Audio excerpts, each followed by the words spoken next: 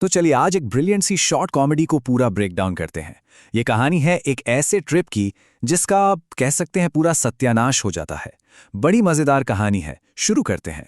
कहानी की शुरुआत बस इसी एक लाइन से होती है और ये लाइन पूरी फिल्म का ना टोन सेट कर देती है। हमारा मेन कैरेक्टर है राहुल, जिसके इरादे एकदम हाई हैं, मतलब डिल्यूजनल लेवल का कॉन्फिडेंस है। उसको लग रहा है बस सब सेट है।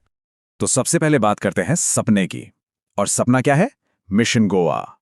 इसी सेक्शन में हम मिलेंगे इस कहानी के दो मेन कैरेक्टर्स से और उनके उस ट्रिप से जिसका इंतजार सालों से हो रहा था। देखिए, इस पूरी कहानी का आइडिया ना एकदम सिंपल है। दो जिगरी दोस्त हैं, उनका गोवा जाने का सपना है और ये सपना चूर चूर हो जाता है सिर्फ एक छोटी सी लेकिन भयानक कैटास्ट्रॉफिक टाइपो की वजह से। और सारा मजा, सारी कॉमेडी बस उसी एक गलती से निकलती है। अच्छा, अब आते हैं इन दोनों किरदारों पर जो इस कॉमेडी का पूरा इंजन है। एक तरफ है Rahul the planner, overconfident, खुद को ट्रैवल इन्फ्लुएंसर समझने वाला, और दूसरी तरफ है विकी द फॉलोअर, जो थोड़ा सा स्केप्टिकल है, थोड़ा आलसी, मतलब एकदम क्लासिक कॉमेडिक जोड़ी। राहुल का अंधा विश्वास और विकी का भाई कुछ तो गड़बड़ है वाला एटीट्यूड। और ये देखिए, एक फूलों वाली शर्ट पहने हैं, दूसरा नॉर्मल हुडी में, फर्क साफ है। तो अब कहानी थोड़ा आगे बढ़ती है और यहीं से उस परफेक्ट प्लान में पहली दरार आना शुरू होती है। अब यहां से शक पैदा होना शुरू होता है। और यहां देखिए राहुल का कॉन्फिडेंस। उसके सामने एक इतना बड़ा रेड फ्लैग है, ट्रेन का नाम, और वो उसको भी जस्टिफाई कर रहा है। उसका जो ओवर कॉन्फिडेंस है ना, वो यहां साफ साफ दिखता है और इससे हमारा सस्पेंस और बढ़ जाता है कि आगे क्या होने वाला है। तो ट्रेन का नाम महाबोधि एक्सप्रेस, और हमारे ट्रैवल इन्फ्लुएंसर राहुल ने इसका मतलब क्या निकाला? Mega vibe. वाह, बस यहीं से असली मजा शुरू होता है। और अब हम सबको यानी ऑडियंस को उस जोक में शामिल कर लिया जाता है जो बेचारे कैरेक्टर्स को अभी तक नहीं पता। महाबोधि का असली मतलब है ग्रेट अवेकनिंग, यानी महान जागृति, और ये नाम बोध गया के महाबोधि टेम्पल से जुड़ा है, जो कि बुद्धिस्ट्स के लिए एक बहुत बड़ी पिलग्रिमेज साइट है। आयरनी देखिए, मतलब किस्मत का खेल। तो अब आता है कहानी का वो मोमेंट जिसका सबको इंतजार था, कॉमेडी का क्लाइमैक्स। वो पल जब सच सामने आता है और पूरा का पूरा प्लान ताश के पत्तों की तरह धड़ाम से गिर जाता है। अब विक्की, जिसको शुरू से ही कुछ गड़बड़ लग रही थी, वो फाइनली राहुल से कहता है, यार एक बार टिकट पे स्पेलिंग चेक कर। अब सोचिए, स्पेलिंग में भला क्या ही गलत हो सकता है ना? लेकिन यही मोमेंट कहानी का टर्निंग पॉइंट है। और फिर राहुल एक एक लेटर करके पढ़ता है, GAYA। ये जो धीरे धीरे सच सामने आ रहा है ना, यही इस कॉमेडी के इम्पैक्ट को मतलब डबल कर देता है।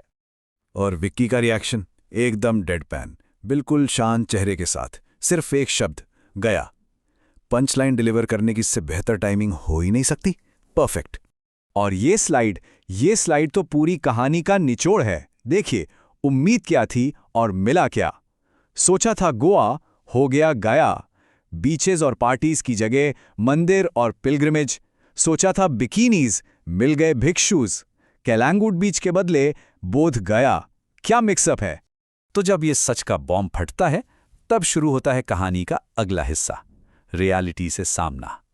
और यहीं से शुरू होता है आपस में ब्लेम गेम का, पैनिक का एक बहुत ही मजेदार सिलसिला। तो इसके बाद होता क्या है? सबसे पहले राहुल इनकार कर देता है, कहता है क्या पता कोई हिडन बीच हो। फिर विक्की का गुस्सा फूटता है, अबे गया बिहार में है। इतने में ही ट्रेन की अनाउंसमेंट हो जाती है, जो उनकी आखिरी उम्मीद भी तोड़ देती है। और सबसे बड़ा झटका, टिकट नॉन रिफंडेबल है। Game over. तो अब जब बचने का कोई रास्ता ही नहीं बचा, तो अब आता है नया प्लान। और नया प्लान क्या है? सत्तू शरबत। और विकी का यह सार्केज़म देखिए। मतलब जब हार मान ली है, तो वो जो नया प्लान दे रहा है वो भी एकदम मजेदार है।